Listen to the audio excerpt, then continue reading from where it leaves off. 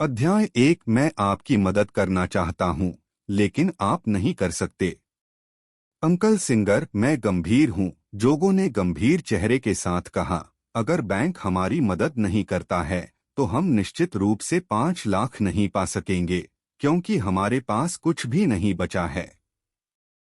अगर मैं 2 लाख रुपए और उधार लेता हूँ तो मुझे लगता है कि मेरे पिता की प्रतिष्ठा और इतने सालों के प्रबंधन के साथ मैं निश्चित रूप से कुछ सालों में नहीं, सिर्फ 1 साल में ब्याज सहित मूलधन चुकाने में सक्षम हो जाऊंगा। सिंगर आश्चर्य से इसे देखने से खुद को रोक नहीं पाया।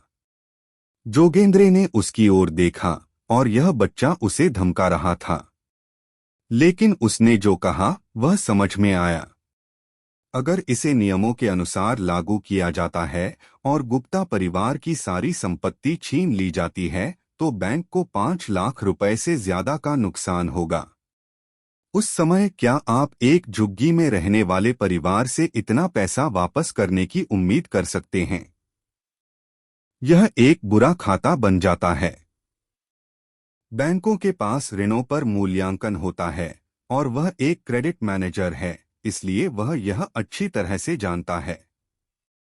पिछली बार जब आपके पिता इतने अधिक उधार लेने में सक्षम थे, वास्तव में यह कई वर्षों तक मेरी उनसे दोस्ती के कारण था।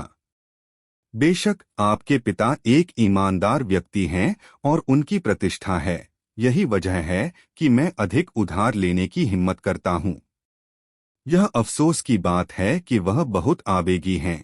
वह पहले ऐसे नहीं थे। सिंगर ने अभी भी जोगो के अनुरोध का सीधे जवाब नहीं दिया। वास्तव में भारत के आर्थिक सुधार 1980 के दशक की शुरुआत में शुरू हुए थे, लेकिन उनकी तीव्रता 1991 जितनी नहीं थी। पिछले साल निजी उद्यमों पर प्रतिबंधों में ढील दी गई, विदेशी पूंजी और विदेशी उन्नत तकनीक को सख्ती से पेश किया गया और सार्वजनिक उद्यमों में सुधार किया गया। यह निजी उद्यमों को बढ़ने का एक अच्छा अवसर प्रदान करता है। बैंक ऋण कुछ निजी कंपनियों की ओर झुकने लगे, लेकिन जो लोग बैंक ऋण प्राप्त करना चाहते हैं वे अक्सर बड़ी निजी कंपनियां होती हैं।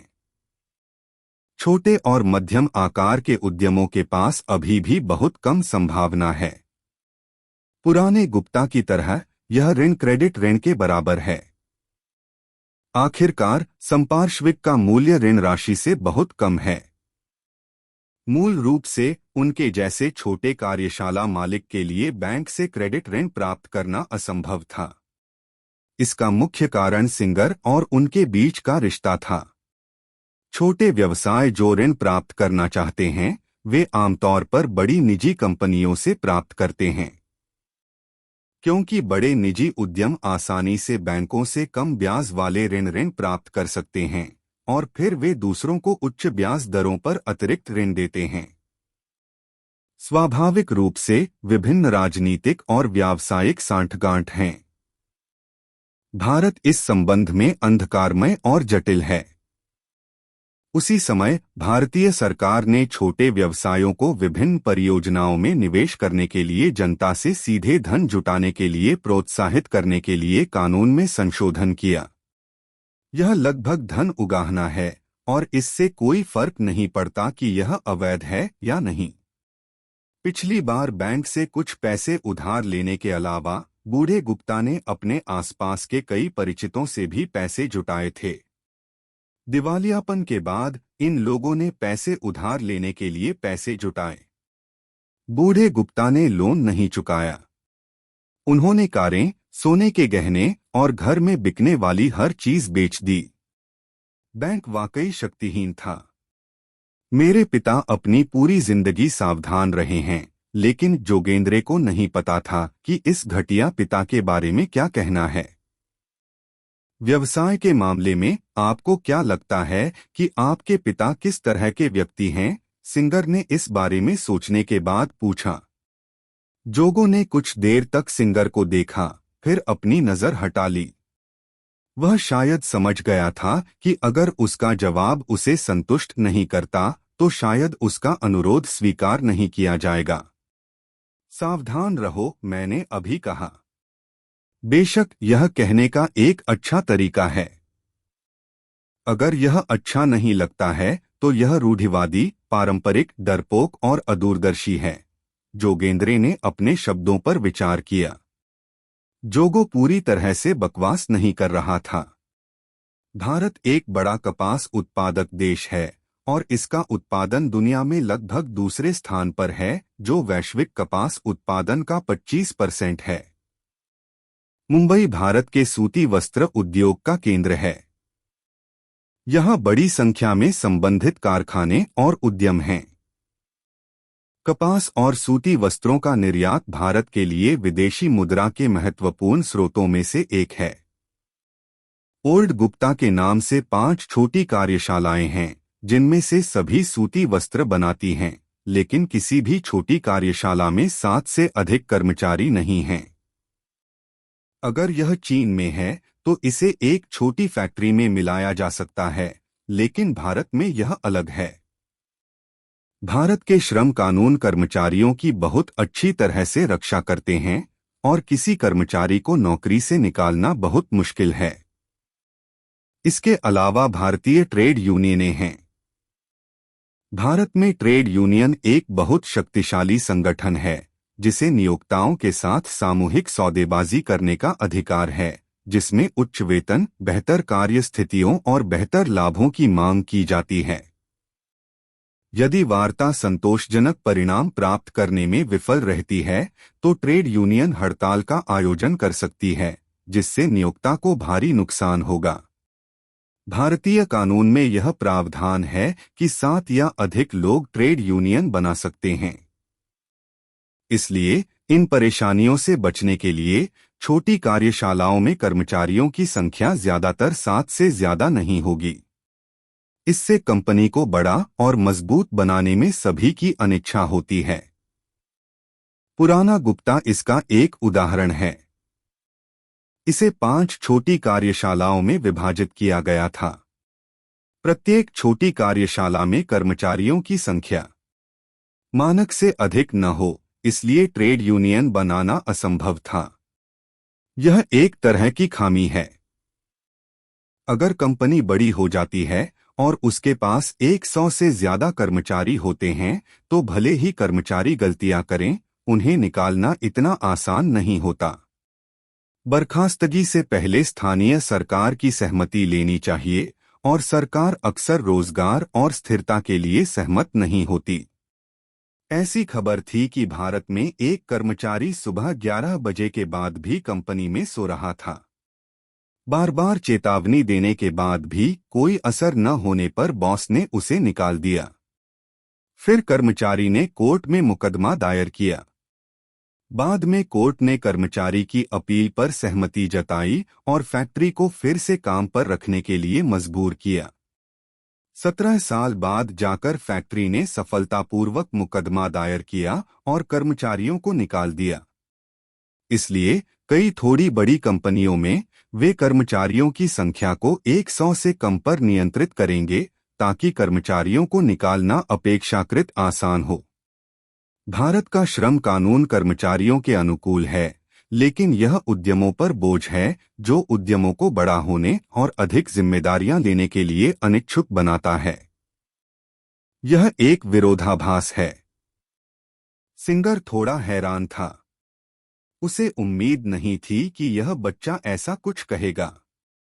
यह पुराने गुप्ता के लिए पूरी तरह से नकारात्मक मूल्यांकन है। वह और क्यूओजी बहुत परिचित हैं। आखिरकार उन दोनों के बीच संबंध अच्छे हैं और उनके बीच आमतौर पर संपर्क होते हैं। यह बच्चा बहुत अच्छी तरह से पढ़ता है और सभी ने कहा कि इसे भारत के सर्वश्रेष्ठ विश्वविद्यालय भारतीय प्रौद्योगिकी संस्थान में दाखिला मिल सकता है। आपको पता होना चाहिए कि भारतीय प्रौद्योगिकी संस्थान की स्वीकृति दर भयावह रूप से कम है और यह दुनिया का सबसे कठिन विश्वविद्यालय है, यहाँ तक कि चीन के त्सिंगुआ विश्वविद्यालय और पेकिंग विश्वविद्यालय से भी अधिक कठिन है। पॉलिटेक्निक से निकलने वाले लोग सबसे अच्छे होते हैं। भारत में एक कहावत है जो इस प्रकार है, जो लोग असफल होते हैं आईआईटी पास करके एमआईटी में जाऊंगा।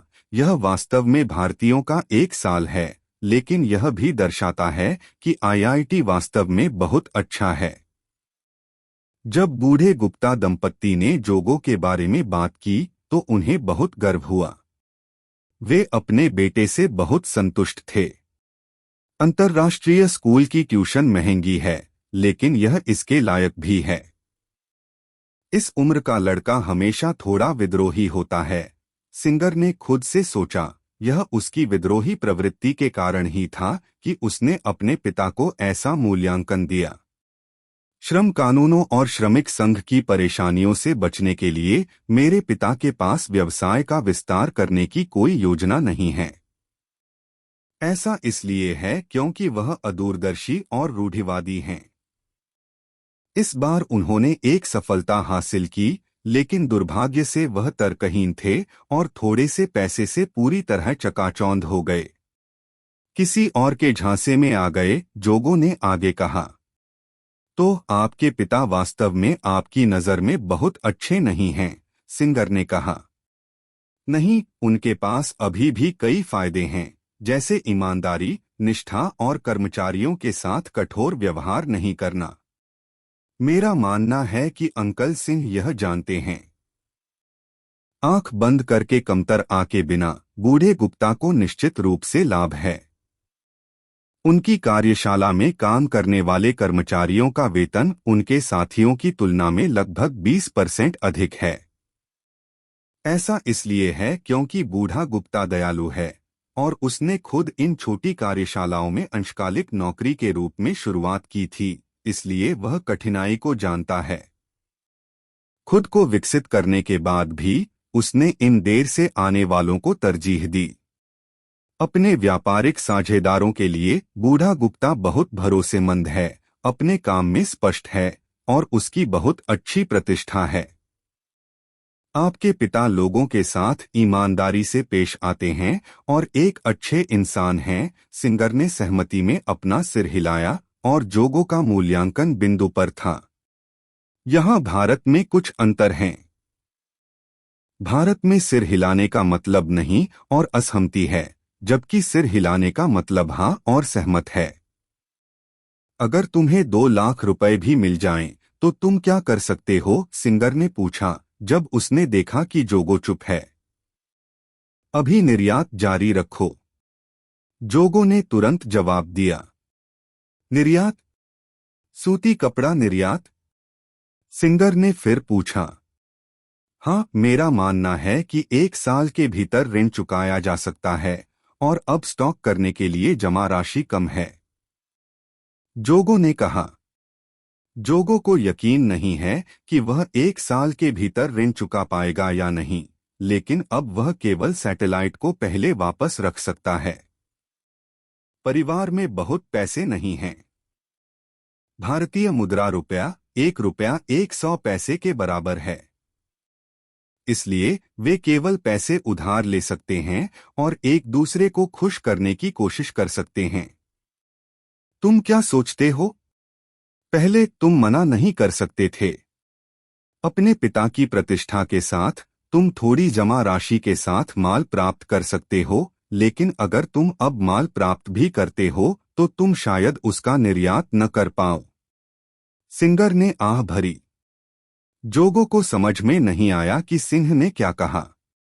उनके अनुसार सिंह सिर्फ 2 लाख रुपए उधार न लेने का बहाना ढूंढ रहा था। इस समय मुंबई में स्थानीय समाचार प्रसारित करने वाले रेडियो से बंदरगाह कर्मचारियों के हड़ताल प्रदर्शन के बारे में एक खबर आई। यह सुनकर सिंगर ने रेडियो की ओर इशारा करते हुए कहा, क्या तुमने सुना? यह हड़ताल है। क्या तुम जानते हो कि हड़ताल क्यों है? जोगो ने तुरंत जवाब दिया, गोदी पर बहुत कम काम है, वे अपने परिवारों का भरण पोषण नहीं कर सकते। तो फिर क्यों जिए, क्या कमी है? सिंगर ने समझाया, स्वेज नहर अवरुद्ध है और मैंने सुना है कि प्रत्येक नाव को पहले की तुलना में 10 गुना अधिक समय लगता है और अब वहां अनगिनत नावें कतार में खड़ी हैं, लगभग 2 महीने। बंदरगाह पर अधिकांश माल यूरोप को बेचा जाता है। एक बार नहर अवरुद्ध हो जाने पर यह मुश्किल हो जाएगा जहाज को बाहर जाने के लिए। अगर यह अफ्रीका में केप ऑफ गुड होप के आसपास जाता है तो दूरी बहुत अधिक बढ़ जाएगी और माल ढुलाई भी बढ़ जाएगी। इसलिए कुछ सामान जो बहुत जरूरी नहीं हैं, जैसे कपास और सूती वस्त्रों के यूरोपीय पक्ष ने अस्थायी रूप से माल प्राप्त करना बंद कर दिया है, जिससे बंदरगाह पर माल पहाड़ों की तरह ढेर हो गया है और गोदाम भरे हुए हैं। ये श्रमिक बेरोजगार हैं। आपके पिता के पिछले ग्राहक सभी यूरोपीय थे। ऐसा लगता है कि वे ब्रिटिश हैं।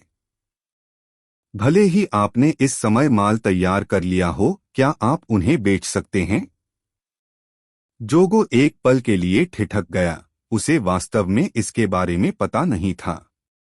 इस तरह उसके लिए पैसे कमाने और अपने कर्ज का भुगतान करने के लिए निर्यात करना असंभव है।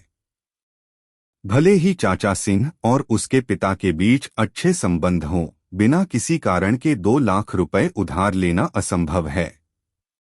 कियाओ जी ने अपना मुंह खोला और इसके लिए लड़ना चाहा, लेकिन पाया कि वह दूसरे पक्ष को मनाने के लिए बहुत प्रभावी कारणों के साथ नहीं आ सकता है। मैंने लगभग एक रात विदेशी व्यापार निर्यात के बारे में सोचा और महसूस किया कि एक अच्छा मौका था। अप्रत्याशित रूप से स्वेज नहर के साथ एक समस्या थी जो उसकी उम्मीद से परे थी। इससे उसकी संभावित स्वसहायता योजना का पूरा दिवालियापन हो गया। भले ही आपके हाथ में 2 लाख रुपए हों, आप क्या कर सकते हैं? जोगो ने वास्तव में इसके बारे में नहीं सोचा था। बहुत बड़ा झटका, खराब शुरुआत। तो आप कर्ज कैसे चुका सकते हैं? सिंगर बहुत देर तक आहें भरता रहा। मैं वास्तव में आपकी मदद करना चाहता हूं, लेकिन आप नहीं कर सकते। जोगो अपने मन में सोचता रहा और वह अभी भी हार नहीं मानना चाहता था। रेडियो प्रसारण अभी भी चल रहा था और जब उसने रेडियो देखा तो उसे अचानक प्रेरणा की एक किरण दिखाई दी। अंकल सिंगर, क्या मैंने कहा था कि मैं इसे अंग्रेजों को बेच दूंगा? वे झूठे हैं। जोगो हंसा। क्या मतलब है तुम्हारा? कियाओगे के शब्दों ने सिंगर को कुछ देर के लिए उलझन में डाल दिया। तो फिर तुम किसे बेच रहे हो? जहाज नहीं जा सकता। सभी जगहों पर स्वेज नहर से होकर जाने की जरूरत नहीं है, कियाओगे ने जवाब दिया। वास्तव में जब मैं यहाँ आया था तो मैंने पहले ही चीनियों से संपर्क कर लिया था। चीनी सिंगर की आंखें चौड़ी हो गईं और वह थोड़ा चौंक गया। क्या अंकल सिंह को नहीं पता? जोगो ने आश्चर्य से पूछा। वे 10 दिनों से ज्यादा समय से मुंबई में हैं। मुझे लगता है कि मैंने सुना है कि एक व्यापारिक प्रतिनिधिमंडल दोनों देशों के बीच व्यापार आदान प्रदान को बढ़ावा देने की उम्मीद में आदान प्रदान के लिए आया था, लेकिन ऐसा लगता है कि कोई भी उनके साथ व्यापार नहीं करना चाहता है। सिंगर ने कुछ देर सोचा। जोगो चीनियों के प्रति भारत के प्रतिरोध से अच्छी तरह वाकिफ है। 1962 में चीन भारत युद्ध के बाद दोनों देशों के बीच संबंध बहुत अच्छे नहीं थे। हालांकि अब संबंध थोड़े ठीक हो गए हैं, लेकिन भारतीय सरकार और लोग अभी भी शत्रुतापूर्ण हैं। आखिरकार भारत ने अचानक ही आक्रामक युद्ध को नई दिल्ली की रक्षा के लिए युद्ध में बदल दिया। उनमें से कुछ का अभी प्रसारण में उल्लेख किया गया था और उनमें से कुछ के बारे में खुद जोगो ने भी सोचा था। मुंबई सरकार चीनी व्यापार प्रतिनिधिमंडल के बारे में बहुत उत्साहित नहीं है और सहयोग केवल दिखावटी है, वास्तविक कार्रवाई के बिना। कुछ अधिकारियों ने कुछ स्थानीय कारखानों और उद्यमों को निजी तौर पर भी कहा कि वे चीनियों के साथ व्यापार न करें। कोई भी उनके साथ व्यापार नहीं करता है। क्या यह सिर्फ मेरा मौका नहीं है? जोगो ने कहा। ऊपर के लोग इच्छुक नहीं हैं, क्या आप समझते हैं? सिंगर ने भौहें सिकोड़ी। बेशक उन्हें कुछ अंदरूनी जानकारी पता थी। अंकल सिंह, मुझे याद है कि कुछ दिन पहले प्रधानमंत्री ने अपने भाषण में चीन का उल्लेख किया था। विशेष रूप से चीन के सुधार और खुलेपन के बाद तेजी से आर्थिक विकास, जिसने उन्हें आश्चर्यचकित कर दिया था और उन्हें दोनों देशों के बीच संबंधों को बेहतर बनाने के लिए चीन की यात्रा करने की उम्मीद थी। दोनों पक्षों के बीच संचार को बढ़ाए, यह वही है जो कियोगे ने रेडियो पर समाचार सुनने के बाद मूल मालिक की स्मृति से खोजा था। उन्होंने उस समय टाइम्स ऑफ इंडिया में समाचार देखा था। भारत में कई समाचार पत्र हैं और उनकी भाषाएं भी विविध हैं। भारत की आधिकारिक भाषाएं हिंदी और अंग्रेजी हैं और कई राज्यों की अपनी स्थानीय आधिकारिक भाषाएं हैं। उदाहरण के लिए जोगो के गृहनगर गुजराती में गुजराती बोली जाती है। मुंबई महाराष्ट्र राज्य की राजधानी है और आधिकारिक भाषा मराठी है। मूल संस्था के मालिक गुजराती, हिंदी, मराठी और अंग्रेजी बोल सकते हैं। अंग्रेजी बहुत धारा प्रवाह और मानक है। अंतर्राष्ट्रीय स्कूल में पूरी अंग्रेजी शिक्षा शामिल नहीं है, इसलिए वर्तमान जोगो को भी ये 4 भाषाएं विरासत में मिली हैं। मूल चीनी के साथ यह किसी के शरीर में 5 भाषाओं के बराबर है, जो एक उल्लेखनीय उपलब्धि है। भास्कर डेली भारत का सबसे बड़ा प्रसार हिंदी भाषा का अखबार है और टाइम्स ऑफ इंडिया भारत का सबसे बड़ा प्रसार अंग्रेजी भाषा का अखबार है। प्रसार के मामले में Bhaskar daily times of India से काफी बड़ा है। हालांकि स्थिति और प्रभाव के मामले में हिंदी और स्थानीय भाषा के अखबारों और अंग्रेजी अखबारों के बीच एक निश्चित अंतर है और अंग्रेजी अभी भी मीडिया चर्चा में हावी है। भारतीय अभिजात वर्ग मूल रूप से अंग्रेजी बोल सकता है, इसलिए टाइम्स ऑफ इंडिया के मुख्य पाठक भारत में मध्यम और उच्च वर्ग हैं और देश और विदेश में कुछ बड़े पुस्तकालय और सरकारी एजेंसियां भी अक्सर इस अखबार की सदस्यता लेती हैं। फ्रेजर इंटरनेशनल स्कूल निश्चित रूप से टाइम्स ऑफ इंडिया की सदस्यता लेता है। भारत के वर्तमान प्रधानमंत्री राजीव गांधी हैं। वास्तव में उन्होंने दिसंबर के 19 से 23, 1988 को चीन की आधिकारिक यात्रा की। यह 34 वर्षों में किसी भारतीय प्रधानमंत्री द्वारा की गई पहली चीन यात्रा थी। यह चीन भारत संबंधों के इतिहास में एक महत्वपूर्ण मोड़ है। इसने दोनों देशों के बीच दीर्घकालिक शत्रुता को समाप्त कर दिया और द्विपक्षीय संबंधों के सुधार और विकास की नींव रखी।